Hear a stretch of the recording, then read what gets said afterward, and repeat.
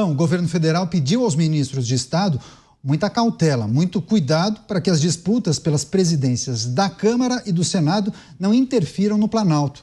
Com a presença de vários partidos do Centrão na esplanada, o temor é que o governo rache ao declarar apoio a determinado candidato, enquanto os ministros apoiam outro, principalmente o apoiado por Arthur Lira.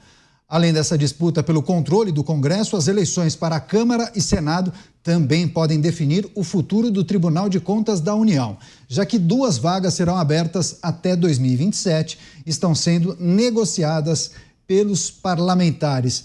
É preciso, né, Luiz Felipe Dávila, ter muito cuidado com a condução dessas negociações em torno das candidaturas para a presidência da Câmara e Senado, não acabem interferindo nesse jogo político, inclusive em Brasília, que tem muito interesse por parte do governo federal. Como equacionar tantos desafios e tantos interesses, hein?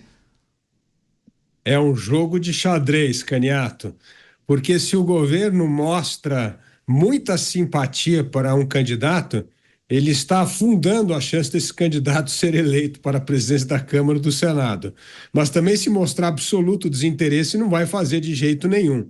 Por quê? Porque tanto o presidente da Câmara como o presidente do Senado precisam mostrar independência em relação ao Poder Executivo e precisam mostrar que estão lá para defender os interesses do Poder Legislativo e dos parlamentares, tanto dos senadores como dos deputados. Portanto, o voto da corporação, isto é, dos deputados e senadores, será para o candidato que mostrar maior capacidade de defender os interesses do parlamento, não do governo.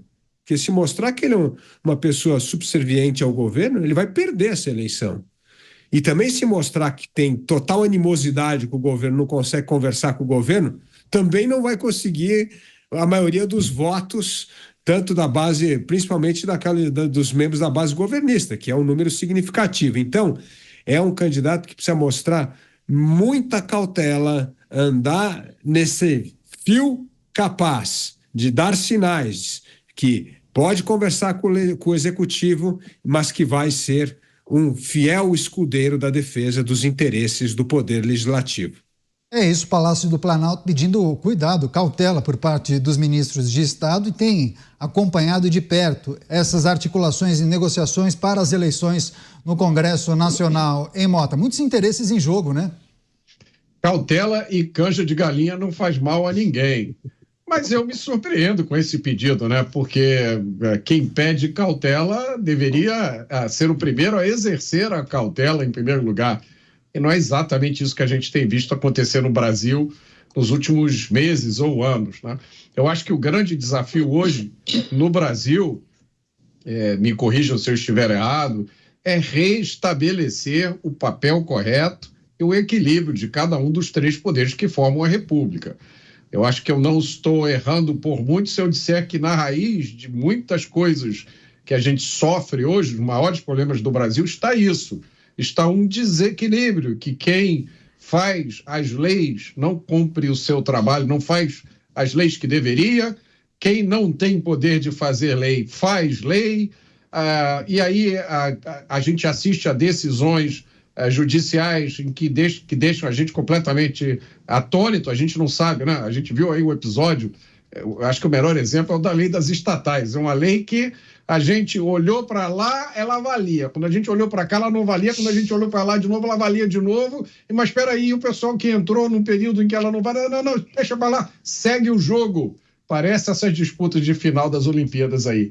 Enfim, é nesse caldeirão, nessa confusão toda, que se vai eleger agora as novas lideranças do Congresso, do Senado e da Câmara, que nós, brasileiros, descobrimos nos últimos anos tem um poder imenso, porque a gente tem 500 e tantos deputados lá, mas é o presidente da Câmara que decide como é que as coisas vão ser votadas, como e quando. A mesma coisa para o presidente do Senado, que ainda tem na mão um superpoder, que é o superpoder de pedir ou bloquear pedidos de impeachment. Você, Cristiano Beraldo, como o Palácio do Planalto deve administrar essas disputas e as articulações que acontecem para apoiar candidato A ou candidato B, enfim, A tal da Frente Ampla tem isso, né? Você acaba colocando integrantes de muitos partidos na esplanada, só que na hora de eleger um presidente da Câmara e do Senado, cada um vai defender o seu. Pois é, Caniato. Vamos olhar o que está por trás dessa primeira camada de informação que a gente recebeu. Então, um poder independente, poder legislativo.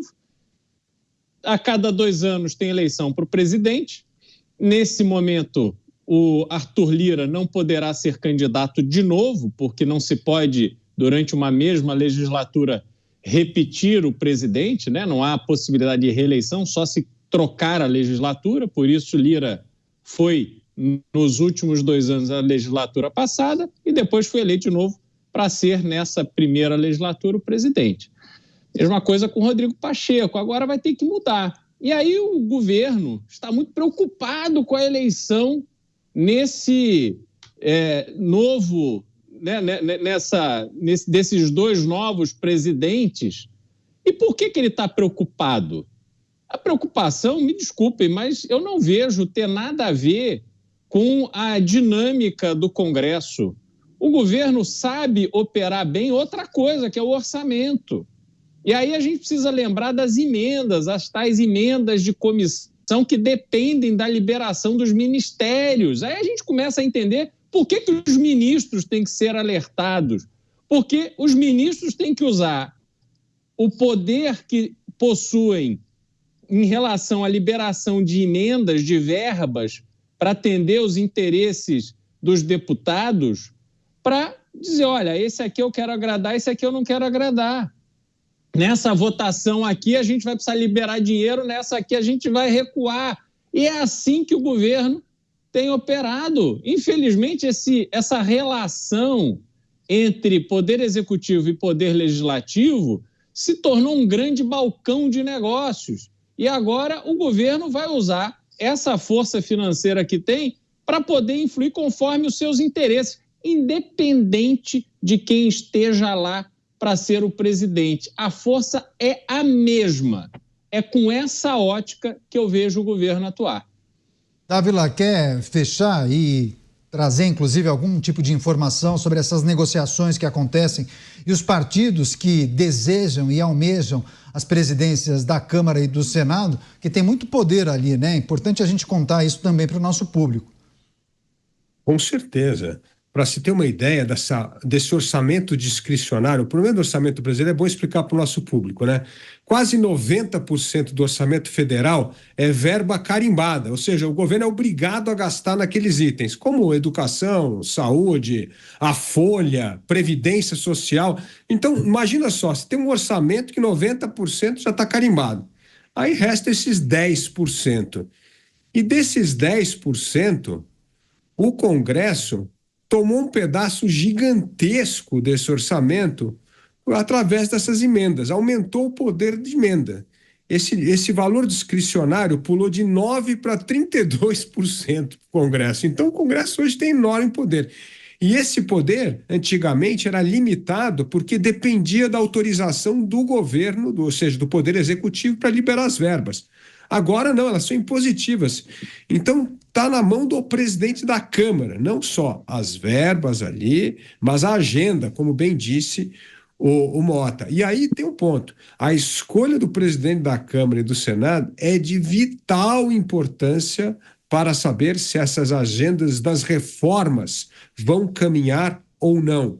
E nós temos várias reformas importantes. A primeira delas nós acabamos de debater no programa aqui, que é a aprovação de uma nova lei de execução penal, acabar com progressão de pena. Essa é uma medida fundamental e vai estar na mão ali do presidente da Câmara e do Senado a votar. Como a reforma administrativa, outra reforma muito importante, e mesmo saber como é que essa reforma tributária vai se desdobrar no Senado Federal e se o Senado vai ter coragem de consertar alguns erros cometidos na regulamentação da reforma na Câmara. Portanto, é um cargo muito importante. E a última coisa tem sim uma consideração partidária, já que temos um candidato muito forte no Senado, que é o senador Davi Alcolumbre, ele é do União Brasil.